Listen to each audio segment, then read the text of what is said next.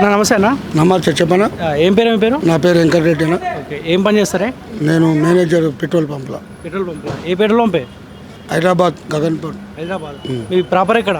బాలనగర్. ఇప్పుడు ఇది షాద్నగర్ నియోజకవర్గం, చర్చల్ మహబూబ్నగర్ నియోజకవర్గం. అవునా? మహబూబ్నగర్ నియోజకవర్గం.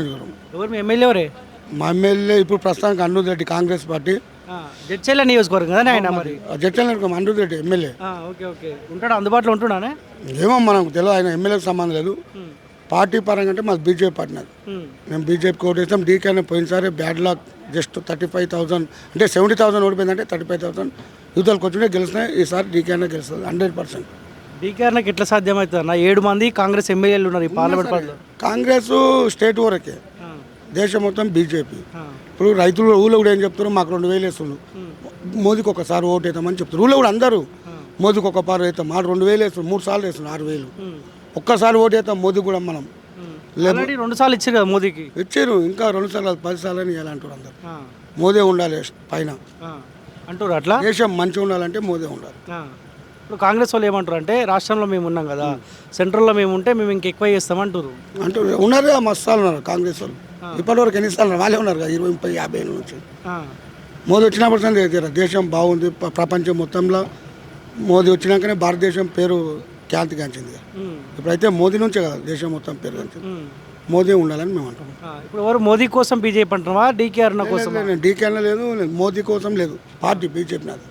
నేను మోదీ ఉండని ఆ ప్లేస్లో యోగి ఆదిత్యనాథ్ అని, అమిత్ షా ఉండని, ఎవరు పార్టీ బీజేపీ ఉండాలి. ఆడ బీజేపీ ఉండే ఇండియాకి మంచిది.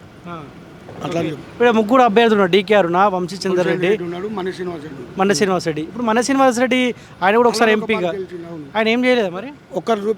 ఒక్కరికన్నా మనీష్ ఎవరైనా గుర్తుపడితే బల్లాన్ మండల్ మొత్తం తిరుగు, మన్నే శ్రీనివాస్ ఒకరన్నా గుర్తుపడంటే నేను ఓటేస్తాను. మన్నే శ్రీనివాస్ గీనని ఒకరిని చెప్పమని బల్లాన్ మండల్ గుర్తుపట్టందే ఓట్లు వేసారు. 5 నుంచి ఎవరు చూడలేదు. అరే ఓట్లు వేసారు కానీ వేసి కానీ చూడలేదు కదా ఆయన. ఎవరినైనా చూసినా ఒక్కరిని కలిపి నాకు బల్లాన్ మండల్ మొత్తం మన్నేశ్వర ఫోటో పట్టుకొని పోయి నా మన్నేశ్వర అని చెప్తారా గుర్తుపట్టి? ఎందుకు ఆయన ఎప్పుడు తిరగలేదా మరి? ఏడా తిరిగిన ఆయన ఎవరు తెలియదు, నేనే చూడలేదు. ఇప్పుడు చదువుకున్నాను ఇంత తిరుగుతా, ఆయన నేనే చూడలేదు ఇప్పటివరకు. అంతేనా? ఇప్పుడు ఈయన వంశీచంద్ర మరి? వంశీచంద్ర అంటే కలకూర్తి ఎమ్మెల్యే చేసిన ఆయన తెలుసు, కానీ మనిషిని వాటి అయితే ఎవరు చూడలేదు, ఎవరికి తెలియదు, చూడలేదు ఇప్పటివరకు. అంతేనా? ఇప్పుడు నేనేమంటున్నా, కాంగ్రెస్ పార్టీ అధికారంలో ఉంది కాబట్టి వాళ్ళ ఎమ్మెల్యేలు ఉన్న వాళ్ళ ప్రభావం ఉంటుంది కదా, ఆ ఎమ్మెల్యేలు వాళ్ళ ఓటు బ్యాంకు ఆ అభ్యర్థికి ఓటేసే అవకాశం ఉంటుంది కదా, అట్లా కూడా గెలవరా?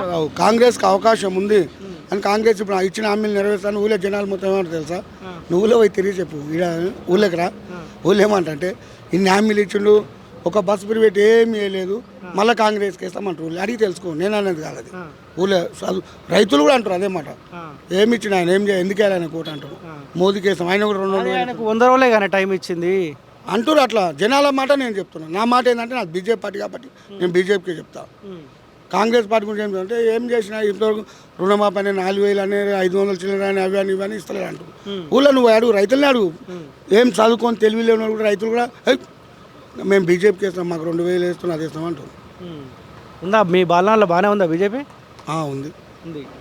గెలుస్తా మా డీకేఆర్ గెలుస్తా కంపల్సరీ. ఈసారి మాత్రం 100% గెలుస్తాం. పోయినసారి ఇట్లా మిస్ అయింది, ఈసారి గెలుస్తాం.